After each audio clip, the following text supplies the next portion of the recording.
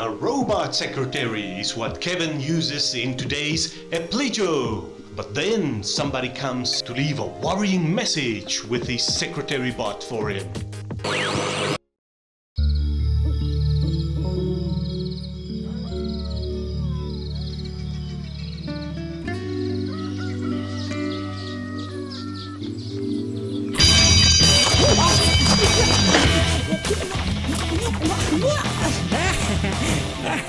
Kom aan, wakker word sekretaris Bot. Goeiemôre Kevin, so lyk jou dagboek vir vandag. Eerstens wou jy alle nuwe idees waarvan jy moontlik in die nag gedroom het bywerk. Ja, die nuwe Robbie wat ek gaan bou moet 'n derde oog bykry sodat hy 4-dimensionele sig kan hê. Ek sien baie uit daarna om 'n nuwe boetie of sussie te hê.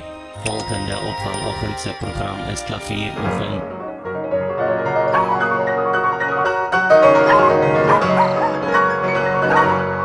Daarna moet jy 'n stewige ontbyt gaan eet.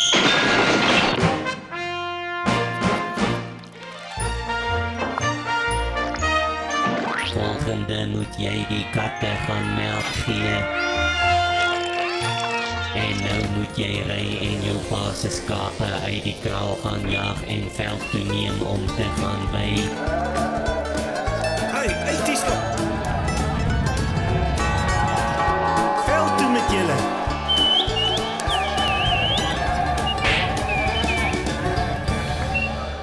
Wat? Goeieste ek sal vir hom sê. Levensreis saam met jou. Elke oomblik is 'n wonder, dit is waar is ek en trou. Vriende, liefde, lag en trane. Op hierdie pad deel ons saam die name. Hier is ons stories, hier is ons drome.